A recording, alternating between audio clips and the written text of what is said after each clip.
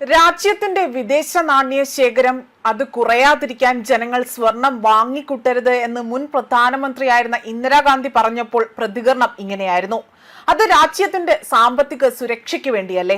എന്നാൽ ഇതേ കാര്യം ഇന്ന് പ്രധാനമന്ത്രി നരേന്ദ്രമോദി പറയുമ്പോൾ, പൗരന്മാരോട് ആഹ്വാനം ചെയ്യുമ്പോൾ അതിനെ പിടിപ്പുകേടായി തന്നെ ചിത്രീകരിക്കാനുള്ള നീക്കമാണ് പ്രതിപക്ഷ ഹാൻഡിലുകളിൽ നിന്നും നടക്കുന്നത്. ഇവർ എങ്ങനെയും ഇന്ത്യയെ തകർക്കാനുള്ള ലക്ഷ്യവുമായിട്ടാണ് ഇവിടെ ചുറ്റിത്തിരിയുന്നത്. ഇത്തവണയെങ്കിലും നിങ്ങൾ മോദിയെയും ഇന്ത്യക്കാരെയും തോൽപ്പിക്കാൻ ഇവിടെ പറ്റുമോ എന്ന് നോക്ക് എന്ന ഒരു രീതിയിലേക്ക് ഒരു വെല്ലുവിളിയാണ് ഇപ്പോൾ രാഷ്ട്രീയ നിരീക്ഷകനായ ജിതിൻ ജേക്കബ് നടത്തിയിരിക്കുന്നത്. അദ്ദേഹം പങ്കുവച്ച ഒരു ഫേസ്ബുക്ക് പോസ്റ്റിലൂടെയാണ് ഈ ഒരു പ്രതികരണം അറിയിച്ചിരിക്കുന്നത്. ആ ഫേസ്ബുക്ക് പോസ്റ്റിന്റെ പൂർണ്ണ രൂപം ഇങ്ങനെയാണ്: രാജ്യത്തിന്റെ വിദേശ നാണ്യ ശേഖരം കുറയാതിരിക്കാൻ ജനങ്ങൾ സ്വർണം വാങ്ങിക്കൂട്ടരുത് എന്ന് മുൻ പ്രധാനമന്ത്രി ഇന്ദിരാഗാന്ധി പറഞ്ഞപ്പോൾ എന്തായിരുന്നു പ്രതികരണം? അത് രാജ്യത്തിന്റെ സാമ്പത്തിക സുരക്ഷയ്ക്ക്. നെഹ്റുവിയൻ സാമ്പത്തിക നയം മൂലം തകർന്നടിഞ്ഞ ഇന്ത്യൻ സമ്പദ് വ്യവസ്ഥ 1991 ഗൾഫ് യുദ്ധം കൂടിയായപ്പോൾ ഒരാഴ്ചത്തെ ഇറക്കുമതിക്ക് പോലും പണമില്ലാത്ത അവസ്ഥയിലെത്തി.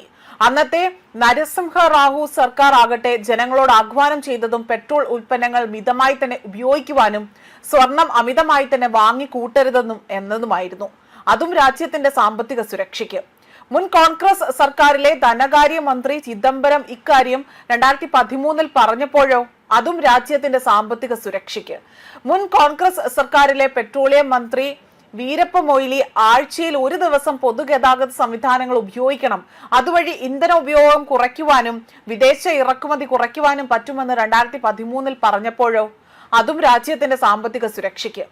ഇതേ കാര്യം കഴിഞ്ഞ 74 ദിവസത്തെ ഗൾഫ് യുദ്ധത്തിന്റെ പശ്ചാത്തലത്തിൽ നരേന്ദ്രമോദി എന്ന ഇന്ത്യൻ പ്രധാനമന്ത്രി പറഞ്ഞപ്പോഴോ അത് പിടിപ്പുകേടായി തന്നെ ചിത്രീകരിക്കുന്നു.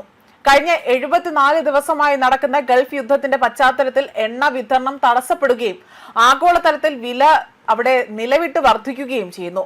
ലോകത്തിലെ ഏതാണ്ട് എല്ലാ രാജ്യങ്ങളും പെട്രോൾ ഡീസൽ വില കുത്തനെ തന്നെ ഉയർത്തി.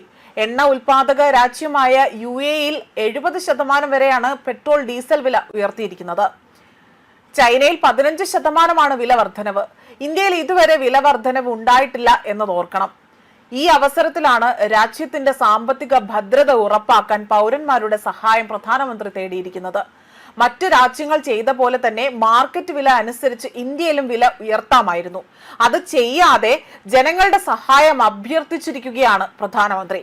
എന്തായാലും എത്രയൊക്കെ കുരു പൊട്ടിയാലും പ്രധാനമന്ത്രിയുടെ അഭ്യർത്ഥന ഇന്ത്യയിലെ ജനങ്ങൾ കേൾക്കും. രാജ്യം പ്രതിസന്ധിയിലൂടെ കടന്നു പോകുമ്പോൾ എന്നും രാജ്യ താൽപര്യങ്ങൾക്കെതിരെ നിൽക്കുന്ന കുത്തിത്തിരിപ്പുകാർ ഇത്രയും ഓർത്താൽ മതി. സാമ്പത്തികമായി മെച്ചപ്പെട്ട നിലയിലുള്ളവർ ഗ്യാസ് സബ്സിഡി ഒഴിവാക്കണമെന്ന് പ്രധാനമന്ത്രി ഒരു ആഹ്വാനം 2015 നടത്തി. അത് ഉൾക്കൊണ്ടുകൊണ്ട് 1 കോടിയിലധികം വരുന്ന ഇന്ത്യക്കാരാണ് ഗ്യാസ് സബ്സിഡി സ്വമേധയാ തന്നെ ഉപേക്ഷിച്ചത്.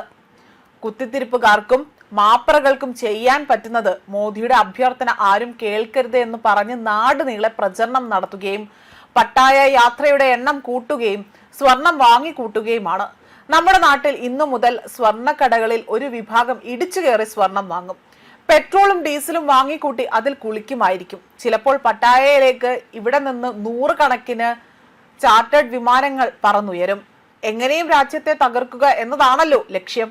ഇത്തവണയെങ്കിലും നിങ്ങൾക്ക് മോദിയെയും ഇന്ത്യയെയും തോൽപ്പിക്കാൻ പറ്റുമോ എന്ന് നോക്ക് എന്നതാണ് അദ്ദേഹം ഈ പോസ്റ്റിലൂടെ തന്നെ കുറിച്ചിരിക്കുന്നത്.